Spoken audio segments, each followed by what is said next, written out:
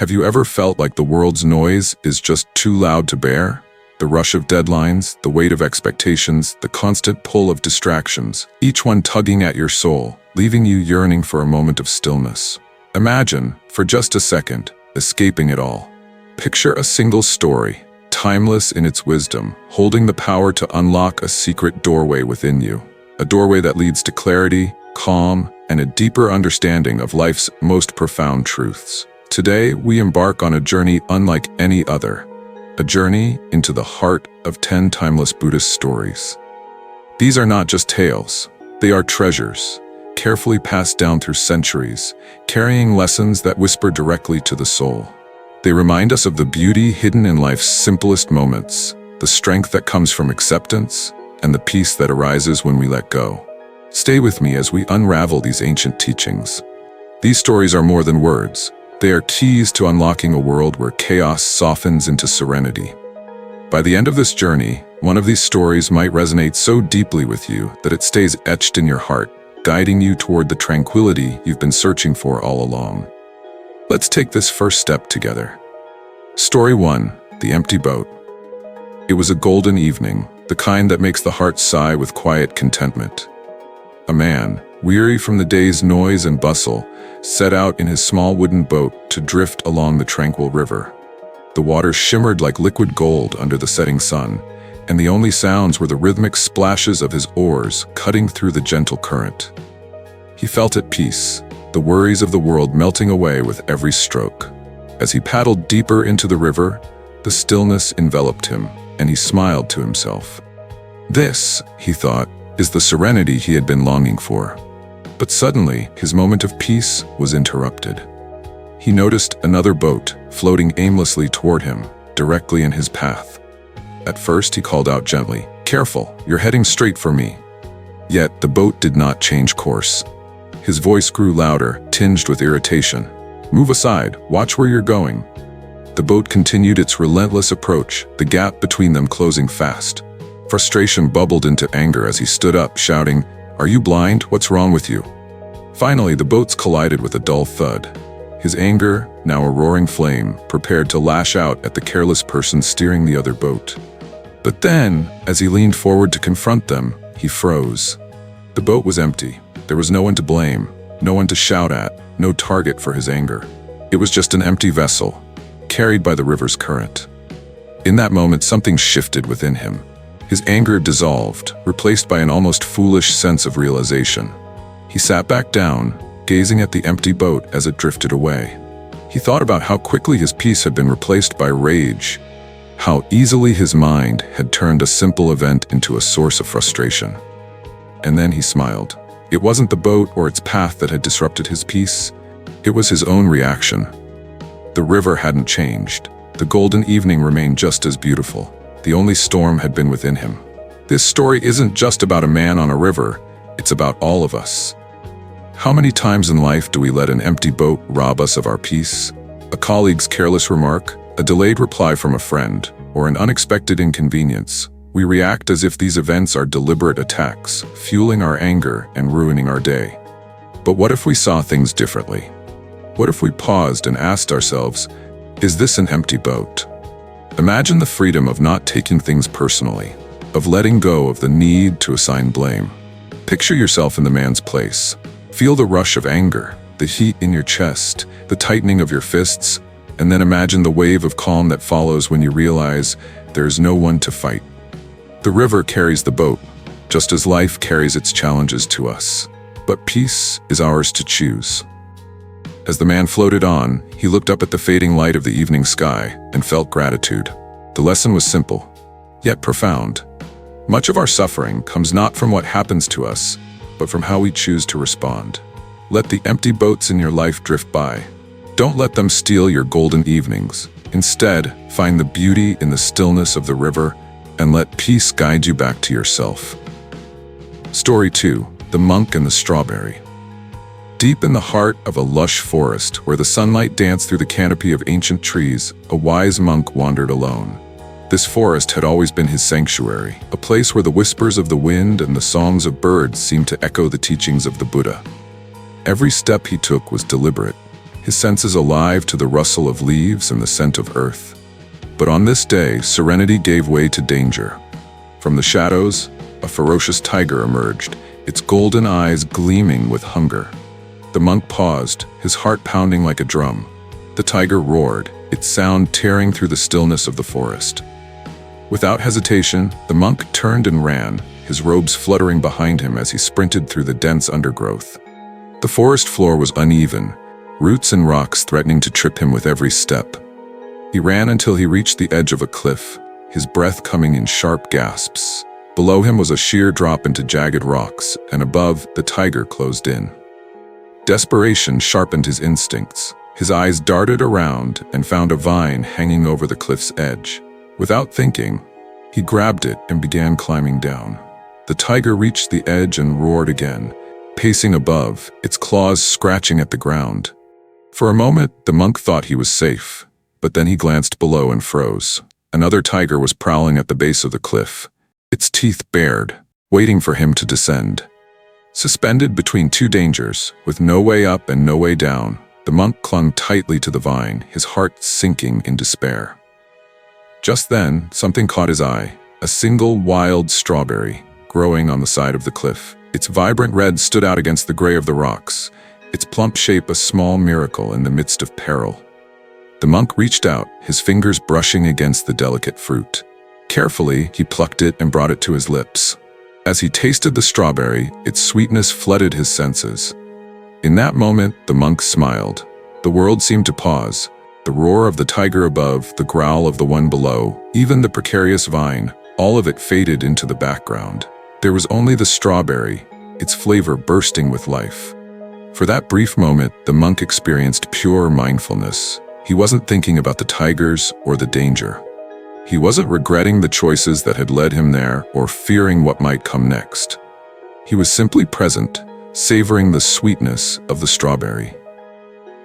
This story is not just about a monk hanging from a cliff. It's about all of us and the tigers we face every day. The fears that stalk us, the uncertainties that wait for us, the pressures that leave us feeling trapped. Life often feels like a cliff's edge, with danger above and below, leaving us with nowhere to go. But in every moment, no matter how dire, there is a strawberry. A small joy, a fleeting pleasure, a reminder that life is not just about the challenges, it's also about the sweetness that exists even in the midst of them. Think of the last time you laughed with a friend, even when your heart was heavy, or when you noticed the warmth of the sun on your skin during a stressful day. These are your strawberries, waiting to be plucked and savored. The monk's choice to focus on the strawberry teaches us the power of mindfulness. He couldn't change his circumstances, but he could choose how to experience the moment. He could have clung to fear, despair, or regret. Instead, he chose to taste life, however fleetingly, and in doing so, he found peace. Imagine a mother juggling the demands of work, family, and personal struggles. Her day is filled with metaphorical tigers, roaring for her attention. But in the chaos, her child runs to her with a picture they've drawn. For a moment, she sets everything aside and marvels at the crayon lines and bright colors. That drawing is her strawberry, a reminder of life's sweetness amidst the tigers. We cannot always escape life's tigers, but we can choose to savor its strawberries. The next time you feel trapped, look around. Find that moment of joy, however small, and let it remind you of the beauty that still exists. Let it be a reminder that even in the face of danger, life offers sweetness. The choice to taste it is yours. Story 3, 2 Arrows. In a serene forest clearing, the Buddha sat with his disciples. The air was crisp, filled with the gentle rustling of leaves and the distant calls of birds. It was the kind of place where every breath felt lighter, where the weight of life's burdens seemed to dissolve. As they often did, the disciples gathered around their teacher, their eyes full of curiosity, eager to absorb his wisdom. One of them raised a question that had been troubling him. "Master," he began, his voice hesitant, "why do we suffer so much in this life? Even when we try to do good and live with peace, pain still finds us. How can we escape it?" The Buddha listened patiently, his calm presence soothing even before he spoke. Finally, he said, "Let me tell you a story." He gestured to the forest around them. Imagine a man walking through these woods. He He does not see the hunter hidden among the trees, and suddenly an arrow strikes him. The pain is sharp and immediate, and it pierces deep into his flesh. This is the first arrow, and it is unavoidable. The disciples nodded, their faces solemn as they imagined the pain of such an injury. But now, the Buddha continued, imagine that this same man begins to cry out, "Why did this happen to me? Who shot this arrow? What if I never recover? What if I die from this wound?" His mind races with fear and anger, replaying the moment over and over. He blames himself for walking through the forest and curses the hunter for aiming so cruelly. He clings to the pain, feeding it with his thoughts. This is the second arrow. The Buddha paused, allowing his words to sink in. The disciples exchanged glances, some nodding in understanding. The first arrow is the pain of life, the Buddha explained. It is inevitable. We will all experience physical pain, loss, disappointment, and hardship. But the second arrow, the suffering we create in our minds, is optional. It is the story we tell ourselves about the pain, the blame we assign, and the fear we nurture. That is what deepens the wound. One disciple, his brow furrowed, asked, "Master, how can we avoid the second arrow?" The Buddha smiled gently. When the first arrow strikes, acknowledge it. Feel the pain, but do not judge it. Do not fight it or feed it with your thoughts. Instead, breathe deeply and let it pass. Accept it as part of life, and you will stop the second arrow before it strikes. The story of the two arrows touches a universal truth about the human experience. Pain is unavoidable. A loved one leaves, a job is lost, a dream is shattered. These are the first arrows of life, and they hurt. But often, it is not the initial pain that breaks us, it is our reaction to it. We replay the moment in our minds, asking, "Why me?" We grow angry, bitter, or fearful, imagining worst-case scenarios or blaming ourselves for what has happened. In doing so, we shoot ourselves with a second arrow, doubling our suffering. Imagine a man who loses his job. The first arrow strikes, the pain of financial insecurity and the blow to his pride. But then comes the second, the pain of financial insecurity and the blow to his pride. But then comes the second arrow. He begins to spiral, thinking, "I'm a failure. I'll never find another job. What will people think of me?" These thoughts grow louder, compounding his pain until it becomes unbearable. Now consider a different response. Instead of spiraling, he pauses. He acknowledges the loss, feels the initial sting, and takes a deep breath. He tells himself, "This is painful, but it is not the end. I will take it one step at a time." By choosing not to fire the second arrow, he preserves his energy and hope, allowing himself to move forward. A friend of mine once went through a difficult breakup. At first, she felt the sharp sting of rejection, the first arrow. But what truly consumed her was the second arrow. She replayed every conversation, blaming herself for what went wrong. She imagined her ex thriving without her, and compared herself to others. It wasn't until she realized the second arrow's power that she began to heal. She let go of the stories she was telling herself and focused instead on rebuilding her life. The two arrows remind us that while pain is inevitable, suffering is a choice. Life will send its first arrows, illness, loss, hardship, but we have the power to stop the second arrow. The next time you face pain, pause. Acknowledge the first arrow without judgment. Breathe deeply and remind yourself that you do not need to add to the wound. In this way, you free yourself from unnecessary suffering. By choosing awareness and acceptance over blame and fear, you create space for healing and peace. The lesson of the two arrows is not about avoiding pain, but about embracing the strength within you to endure it without magnifying it. Let this story be a reminder that you have the power to stop the second arrow, finding calm even in life's most challenging moments. Story 4. The Mustard Seed. Long ago, in a small village nestled among rolling hills, there lived a young woman named Tisa Gotami. Her life had once been filled with joy and laughter, especially after the birth of her son, who brought light into her world. But as life often unfolds, tragedy struck without warning. Her beloved child fell ill, and despite her desperate attempts to save him, he passed away in her arms. Grief consumed her like a relentless storm. Her days were a blur of tears, her nights haunted by the silence where her son's laughter once echoed. She refused to accept his death. In her anguish, she cradled his lifeless body, wandering from house to house, pleading for help. "Please," she begged, "my son is not gone. Someone must have the medicine to bring him back." The villagers, moved by her sorrow but unable to help, avoided her gaze. Some pitied her, while others whispered behind her back, saying she had lost her mind. Her sorrow only deepened as she knocked on door after door, her heart breaking further with each rejection. One day, an elder, weary of seeing her suffering, took pity on her. "Go to the Buddha," he said gently. "He is wise and compassionate. Perhaps he can help you." Clinging to this flicker of hope, Kisagotami hurried to find the Buddha. She found him sitting beneath the shade of a great tree, his serene presence calming the crowd gathered around him. Falling to her knees, she laid her son's body at his feet. "Master," she pleaded, her voice trembling with desperation. "Please bring my child back to life. I will do anything you ask." The Buddha looked at her with deep compassion, his eyes reflecting the pain she carried. He nodded slowly and said, "I can help you, but first you must bring me a mustard seed from a household that has never known death. With this seed, I will prepare the medicine that will restore your son." Hope surged through Kisagotami's heart. She lifted her son's body and rushed back to the village, determined to fulfill the Buddha's request. At the first house, she knocked eagerly. A kind woman opened the door. "Please," Kisa asked, "can you give me a mustard seed? But it must come from a household where no one has ever died." The woman's smile faded. "I'm sorry," she said softly. "We have mustard seeds, but we've lost loved ones too. My father passed away just last year." Kisa thanked her and moved on, undeterred. At the next house, an old man greeted her.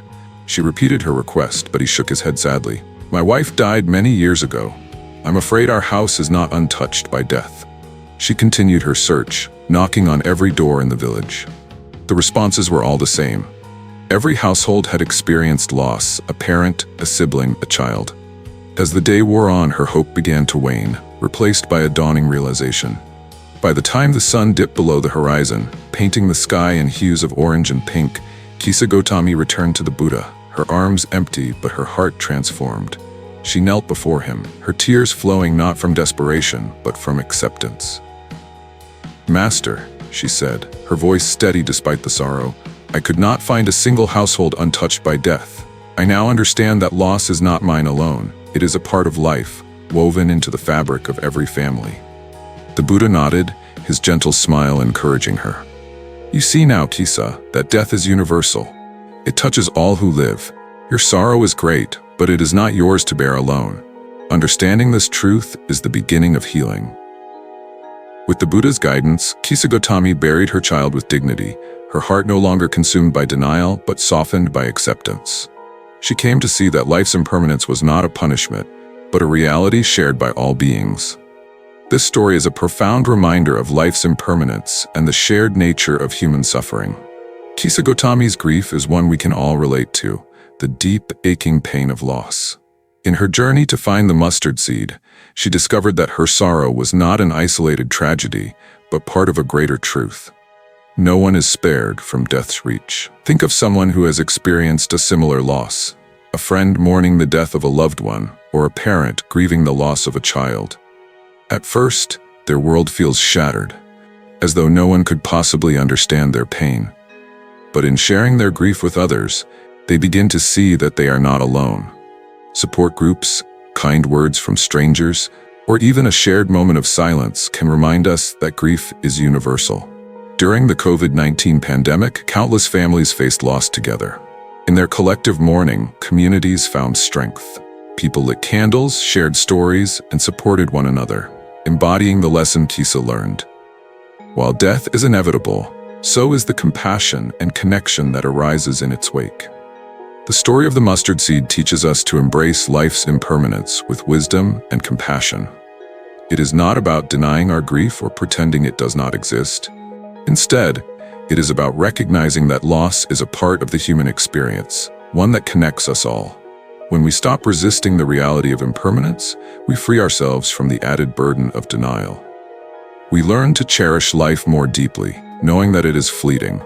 And in our grief, we find connection, not just with those who have left us, but with all who share this journey of life. Let Kisagotami's story remind you that while loss is inevitable, so too is healing.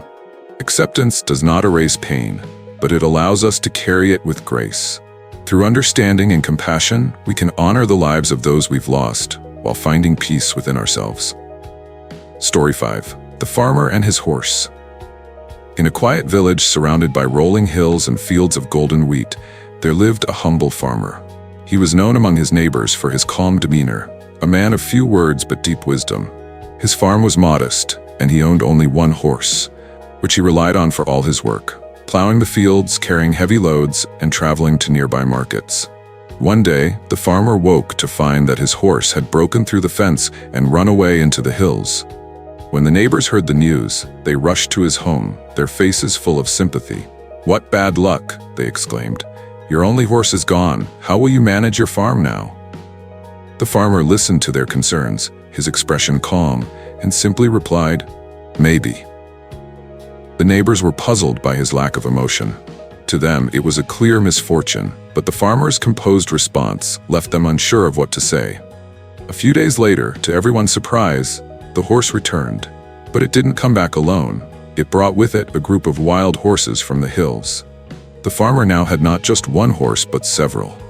When the neighbors heard the news, they hurried back to the farmer's home, their voices filled with excitement. "What incredible luck," they cried. "You now have so many horses. You must be the luckiest man in the village." Again, the farmer responded with a quiet smile and the same words, "Maybe." The neighbors shook their heads, bewildered by his lack of enthusiasm. Sometime later, as the farmer's son was trying to tame one of the wild horses, he was thrown from its back and broke his leg. The injury was severe, and the young man would be unable to help with the farm work for months. Once again, the neighbors came to express their concern. "What terrible luck," they said. "Your son is injured, and now you'll have to manage the farm on your own. How will you cope?" And once again, the farmer replied, "Maybe." The neighbors were even more confused now. How could the farmer remain so indifferent to both good fortune and bad? A few weeks later, the country went to war, and all the able-bodied young men in the village were conscripted to fight. Many of them would never return. But because the farmer's son was injured, he was spared from going to war. When the neighbors heard this, they rushed to the farmer's home once more. "What amazing luck," they exclaimed. "Your son's injury has saved his life. You must be so relieved." The farmer, as always, simply said, "Maybe." The story of the farmer and his horse is a profound lesson in perspective, reminding us that life's events are often not as black and white as they appear. What seems like a stroke of misfortune may later reveal itself to be a blessing, and what seems like a great boon may bring unforeseen challenges. The farmer's calm and measured response reflects his deep understanding that life is unpredictable and ever-changing. This story encourages us to adopt a more balanced perspective when faced with life's twists and turns. It teaches us the power of patience and acceptance, urging us not to rush to label events as good or bad. Imagine a young professional who is passed over for a promotion at work. At first, they are devastated, seeing it as a failure. But months later, they find a new job at another company, a position that is not only more fulfilling, but also better suited to their skills. What initially seemed like a setback was actually a stepping stone to something greater. Or consider someone who misses a flight, frustrated by the delay. Later, they learn that the plane encountered severe turbulence, and the missed flight spared them an unpleasant experience. These examples echo the farmer's wisdom. Life's outcomes are rarely immediate or absolute. I once had a friend who lost a significant business deal that he had worked on for months. At first, he was crushed, thinking it was a disaster for his career. But in the weeks that followed, the client's demands became unreasonable, and he realized that closing the deal would have caused immense stress and potential financial loss. What seemed like bad luck turned out to be a blessing in disguise. The story of the farmer and his horse reminds us to approach life with grace and equanimity. Instead of rushing to judgment or becoming consumed by our emotions, we can take a step back and observe events with patience and openness. Life is like a flowing river. Its currents twist and turn in ways we cannot always predict. By resisting the urge to cling to labels of good or bad, we free ourselves from unnecessary anxiety and disappointment. This story teaches us to trust in the unfolding of life, While we may not see the full picture in the moment, time often reveals the hidden blessings within our challenges and the unexpected difficulties within our triumphs. The farmer's quiet maybe is not indifference, it is wisdom. It is an acknowledgement that life's path is uncertain, and all we can do is move forward with an open heart and mind, accepting whatever comes our way. Let this story remind you that every event, whether it seems fortunate or unfortunate, is part of a larger tapestry. Trust in life's process, and remember that even the most challenging moments may carry seeds of growth and transformation. Story 6: The Gift of Anger. In the quiet stillness of the Buddha's teachings, a man stormed into the gathering. His face was twisted with anger, his fists clenched, and his voice loud enough to startle the serene atmosphere. He pointed at the Buddha and shouted, his words filled with rage. "You are nothing but a fraud," he bellowed. "Who do you think you are? Pretending to be wise, deceiving people with your teachings, you sit there as if you're above us all. You're a hypocrite." The crowd around the Buddha stirred uneasily. Some disciples bristled, ready to defend their teacher. Others sat in stunned silence, unsure of how to react. But the Buddha remained calm, his serene expression unshaken by the man's outburst. He did not respond, did not rise to anger, nor did he attempt to justify himself. The man grew even angrier at the Buddha's lack of reaction. "How dare you ignore me? Do you think you're better than me? Say something." The Buddha finally looked at the man with gentle eyes and a peaceful smile. His voice, soft yet filled with authority, carried through the air. "Tell me," he said, "if someone offers you a gift and you refuse to accept it, to whom does the gift belong?" The man was caught off guard. He stammered, "It would still belong to the person who offered it. If the gift isn't accepted, it remains theirs." The Buddha nodded. "Exactly. In the same way, if you offer me your anger and I do not accept it, to whom does the anger belong?" The man was stunned into silence. He stood there, his rage dissolving as realization dawned on him. His anger, which had burned so fiercely, no longer had a target. He bowed his head in shame and said, "Master, I see now that my anger has only caused me pain.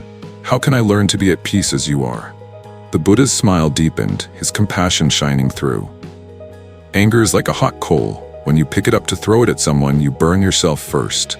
Let go of the coal. Let go of your anger. Instead, practice mindfulness, compassion, and understanding. Through these, you will find peace."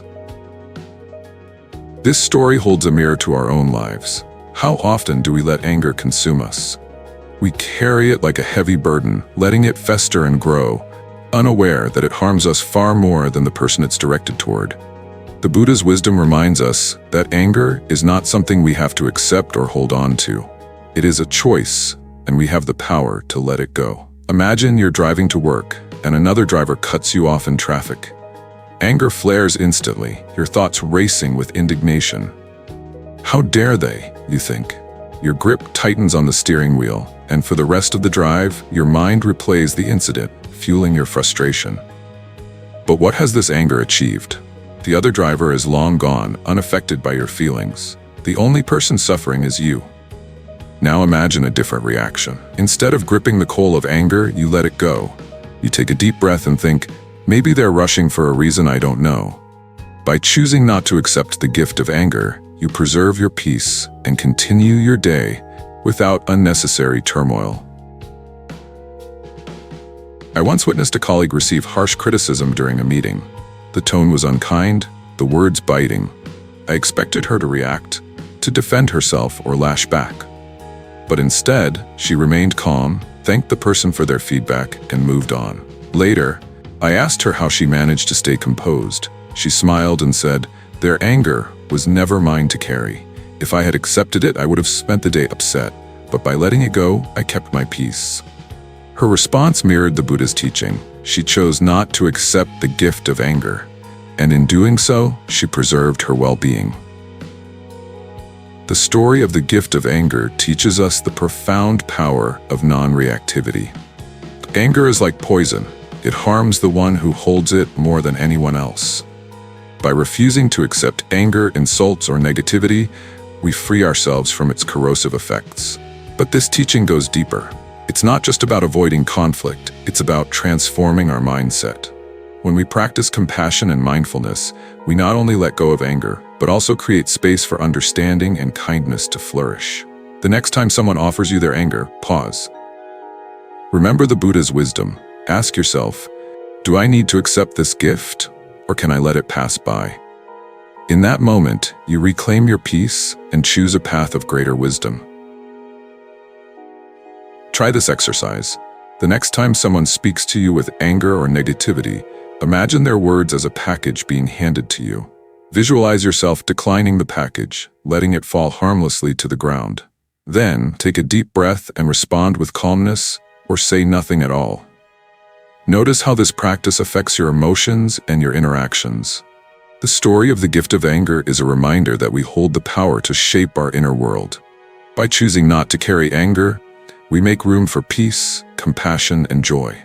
Let this teaching inspire you to let go of the hot coal and embrace the freedom that comes with forgiveness and understanding.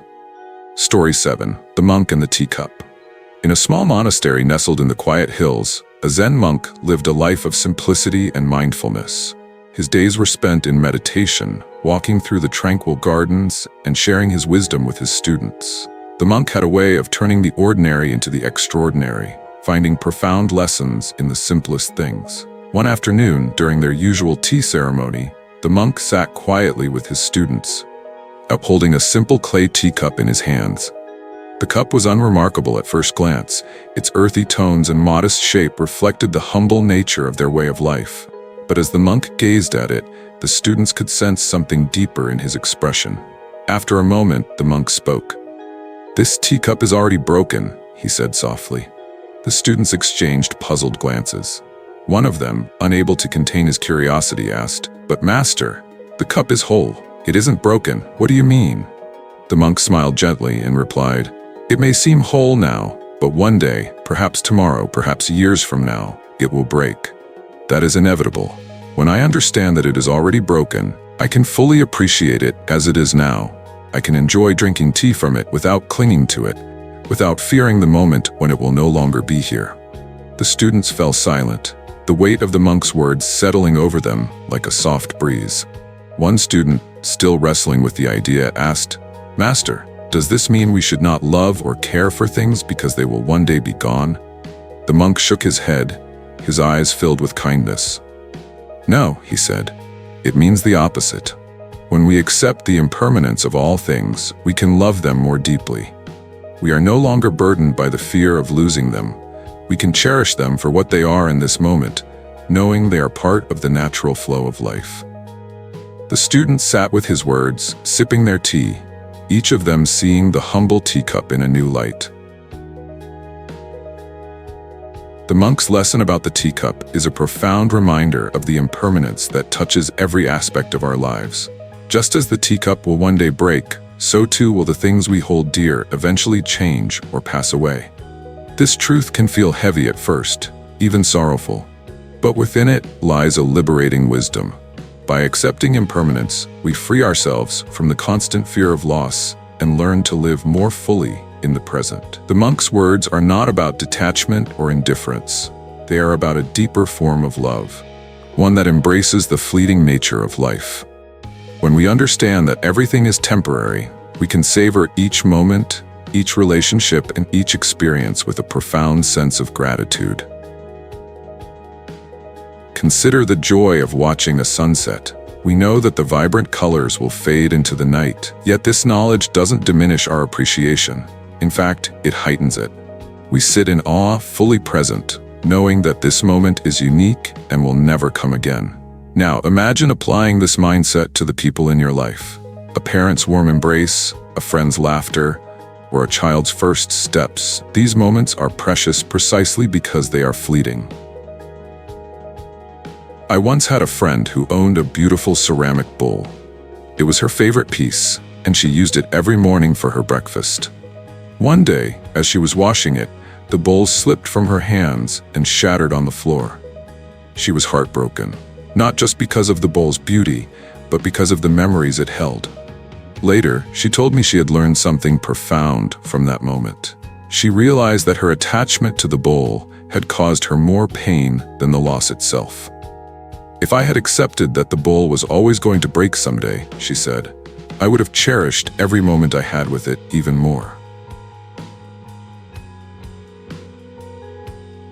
The story of the monk and the teacup teaches us to embrace impermanence as a natural part of life. It invites us to see the beauty in the transience of all things, from the objects we hold dear to the relationships we cherish. When we accept that everything is already broken, in the sense that nothing lasts forever, we stop clinging to what we cannot control. This acceptance doesn't diminish our love or joy, it deepens it. It allows us to be fully present, to appreciate the now without being weighed down by the fear of loss. The next time you hold something you cherish, a favorite mug, a family heirloom, or even the hand of a loved one, pause for a moment. Acknowledge its impermanence. Remind yourself that one day it may no longer be there. Let this awareness heighten your appreciation for it in that moment. By practicing this mindfulness, we cultivate a sense of gratitude that transforms how we experience life.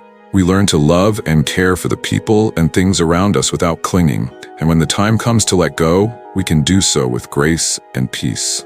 The monk's teacup reminds us that life's beauty lies not in its permanence, but in its fleeting nature. It is this impermanence that makes every moment, every relationship, and every experience so profoundly precious. Let this story inspire you to live fully, with an open heart, embracing the impermanence of all things.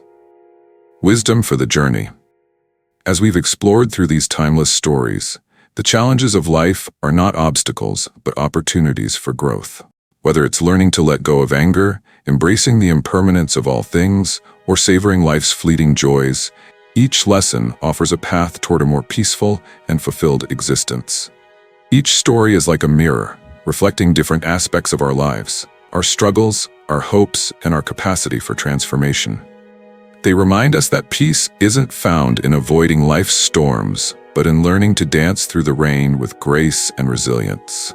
So which story spoke to you the most? Let it plant a seed in the garden of your mind, where it can grow into understanding and guide you toward wisdom. Remember, the journey to enlightenment isn't about escaping the chaos of life, but about finding stillness and clarity within it. If these stories moved you, consider sharing them with someone who might need a moment of peace today. Together, we can spread the ripples of these timeless teachings, one story at a time. Let's inspire others to pause, reflect, and embrace the wisdom that has the power to transform lives.